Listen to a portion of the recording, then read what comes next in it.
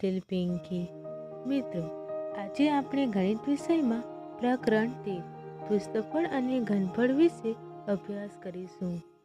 પૃષ્ઠફળ અને ઘનફળ. આ પ્રકરણમાં વિવિધ ઘન આકૃતિઓ લંબઘન, સમઘન, નળાકાર, શંકુ, ગોલક નું પૃષ્ઠફળ અને ઘનફળ શોધવા માટેના સૂત્ર અને તેના આધારિત દાખલાઓ આપવામાં આવ્યા છે. આજે આપણે લંબઘનના પૃષ્ઠફળ શોધવા માટેનું સૂત્રની તારવણી કરીશું. લંબઘનનું પૃષ્ઠફળ કોને કહેવાય? લંબઘન એ એક ઘન આકૃતિ છે. ઘન આકૃતિ કોને કહી શકાય? કાળા પાટિયા ઉપર સહેલાઈથી દોરી શકાય તેવી આકૃતિઓને આપણે સમતલ્ય આકૃતિ કહીએ છીએ. જેમ કે સમતલ્ય આકૃતિઓ ચોરસ, લંબચોરસ, વર્તુળ અને ત્રિકોણ. સમાન આકાર અને સમાન કદની સમતલ્ય આકૃતિઓને એકબીજા ઉપર ગોઠવી થપ્પી કરવામાં આવે તો એક ઘન આકૃતિ બને છે.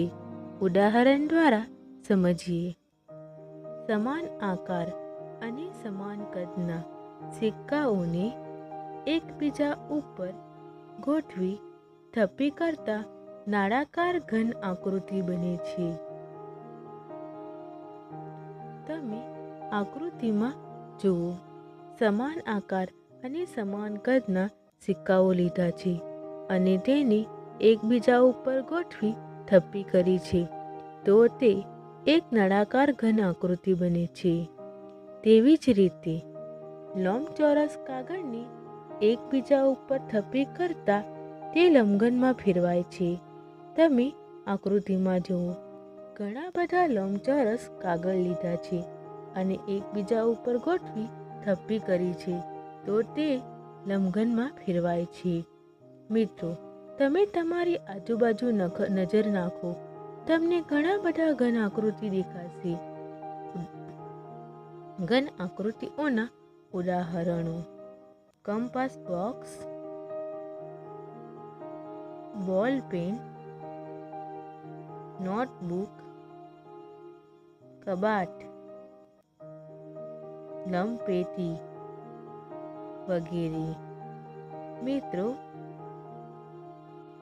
આપણે ઘન આકૃતિ વિશે સમજૂતી મેળવી. હવે આ ઘન આકૃતિના પૃષ્ઠફળ વિશે સમજીએ. ઘન આકૃતિનું પૃષ્ઠ એટલે ઘન આકૃતિની સપાટીનું ક્ષેત્રફળનો સરવાળો. તમે આ ઘન આકૃતિને જુઓ. ઘન આકૃતિનું પૃષ્ઠ એ ઘનફળની બહારની સપાટીઓ છે. આથી ઘન આકૃતિનું પૃષ્ઠફળ એટલે ઘન નમૂનાની બહારની સપાટીના ક્ષેત્રફળનો સરવાળો. આથી લંબઘનનું પૃષ્ઠફળ શોધવા માટે આપણે લંબઘનની બહારની દરેક સપાટીનું ક્ષેત્રફળ શોધી તેનો સરવાળો કરીશું. તમે આ લંબઘનને ધ્યાનથી જુઓ. લંબઘન એ 3 પરિમાણ ધરાવે છે: લંબાઈ, પહોળાઈ અને ઊંચાઈ.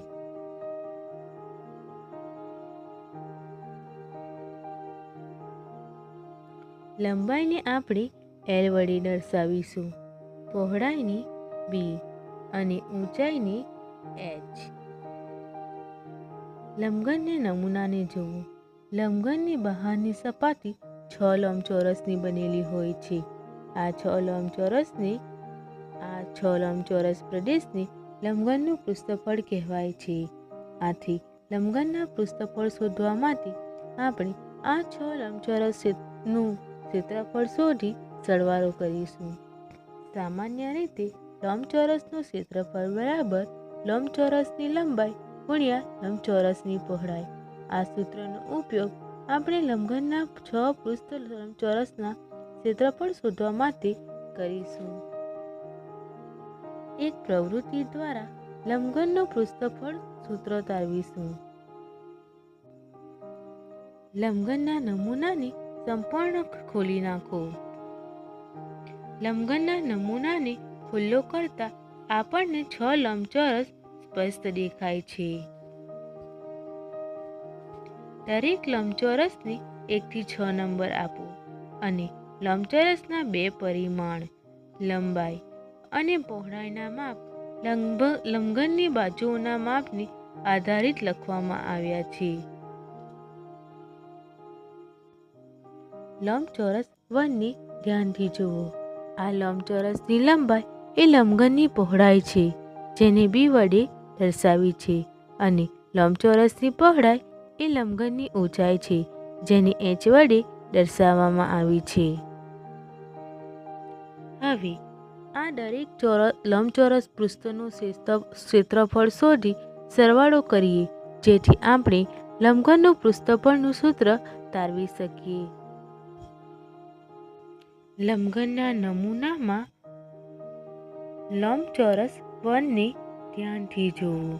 આ લંબચોરસ પૃષ્ઠની લંબાઈ એ લંબઘનની પહોળાઈ b છે, અને લંબચોરસ પૃષ્ઠની પહોળાઈ એ લંબઘનની ઊંચાઈ h છે.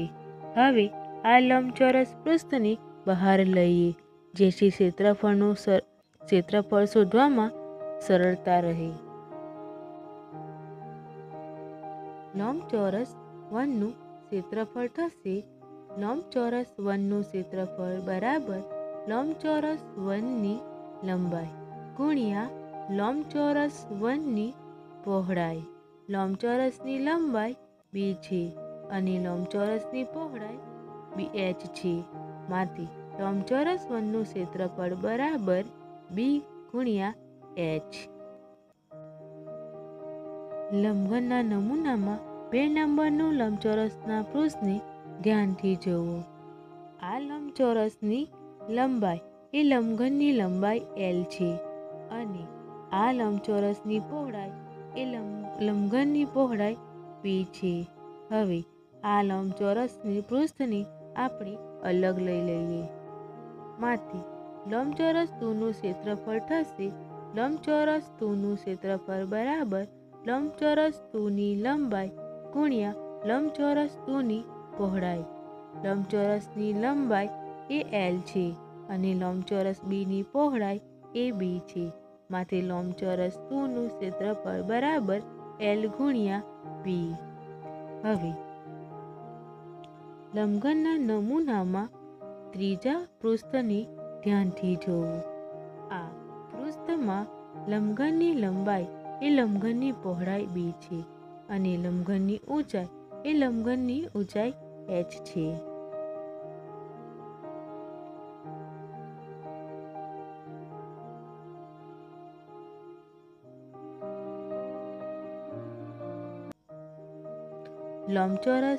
લંબચોરસની લંબાઈ એ લંબઘનની પહોળાઈ b છે, અને લંબચોરસની પહોળાઈ એ લંબઘનની ઊંચાઈ h છે.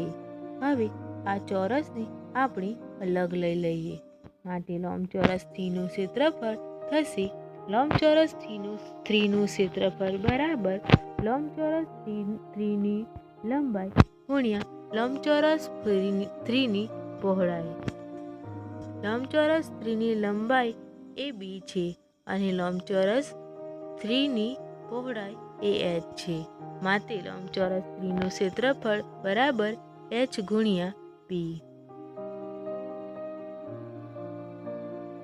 લંબઘનના નમૂનામાં 4 નંબરના લંબચોરસના પૃષ્ઠને ધ્યાનથી જુઓ, જેમાં લંબચોરસની લંબાઈ એ લંબઘનની લંબાઈ l છે, અને લંબચોરસની પહોળાઈ એ લંબઘનની પહોળાઈ b છે. માટે તેને અલગ લઈ લઈએ. માટે લંબચોરસ 4નું ક્ષેત્રફળ થશે લંબચોરસ 4નું ક્ષેત્રફળ બરાબર લંબચોરસ 4ની લંબાઈ ગુણ્યા લંબચોરસ 4ની પહોળાઈ. માટે લંબચોરસ 4નું ક્ષેત્રફળ બરાબર l ગુણ્યા b. હવે લંબઘનના નમૂનામાં લંબચોરસ 5ને ધ્યાનથી જુઓ. આ લંબચોરસમાં ની લંબાઈ એ લંબઘનની લંબાઈ l છે, અને લંબચોરસની પહોળાઈ એ લંબઘનની ઊંચાઈ h છે. હવે આ ચોરસને અલગ લઈ લઈએ. માટે લંબચોરસ પાયનું ક્ષેત્રફળ થશે લંબચોરસ પાયનું ક્ષેત્રફળ બરાબર લંબચોરસ પાયોની લંબાઈ ગુણ્યા લંબચોરસ પાયોની પહોળાઈ. લંબચોરસની લંબાઈ L છે અને લંબચોરસની પહોળાઈ h છે. માટે લંબચોરસ પાયોનું ક્ષેત્રફળ બરાબર L ગુણ્યા h. લંબચોરસ 6 ને ધ્યાનથી જુઓ, જેમાં લંબચોરસની લંબાઈ એ લંબઘનની લંબાઈ L છે અને લંબચોરસની પહોળાઈ એ લંબઘનની ઊંચાઈ h છે. હવે આ લંબચોરસ પૃષ્ઠને અલગ લઈ લઈએ. લંબચોરસ 6નું ક્ષેત્રફળ થશે લંબચોરસ 6નું ક્ષેત્રફળ બરાબર લંબચોરસ 6ની લંબાઈ ગુણ્યા લંબચોરસ 6ની પહોળાઈ. માટે લંબચોરસ 6નું ક્ષેત્રફળ બરાબર L ગુણ્યા h. છ લંબચોરસ પૃષ્ઠનું ક્ષેત્રફળ આપણે મેળવી લીધા છે. હવે તેનો આપણે સરવાળો કરીએ.